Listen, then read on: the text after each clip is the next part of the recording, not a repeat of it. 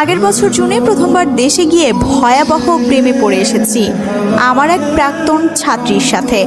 তাকে খুব স্নেহ করতাম। জুলাইয়ে দেশ থেকে লন্ডনে ফিরে দেখি তার কথা ভুলতে পারছি না একেবারে।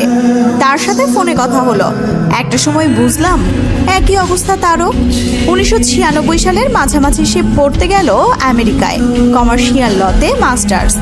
বহু কায়দা করে হিথ্রো এয়ারপোর্টে দেখা করলাম দুজন। কেঁদে কেটে বিদায় নিলাম কিছুক্ষণ পর। এমনকি তাকে এটাও প্রস্তাব করলাম যে আমেরিকায় যাওয়ার আর দরকার নেই, এখানেই যেন সে থেকে যায় আজই বিয়ে করে। সেটা সম্ভব না, দুজনেই বুঝলাম। ফলে পালিয়ে বিয়ে করা ছাড়া তখন কোনো উপায় আছে ভাবতে পারিনি। 1996 সালের ডিসেম্বরে ঢাকা এয়ারপোর্ট থেকে আমরা গেলাম উত্তরার একটি বাসায়। সেখানে কাজী এলেন। আমার স্ত্রীর বাবা মা নিউ জার্সিতে ছিলেন তখন। তারা মহানুভব ধরনের মানুষ, আমাদের ক্ষমা করলেন।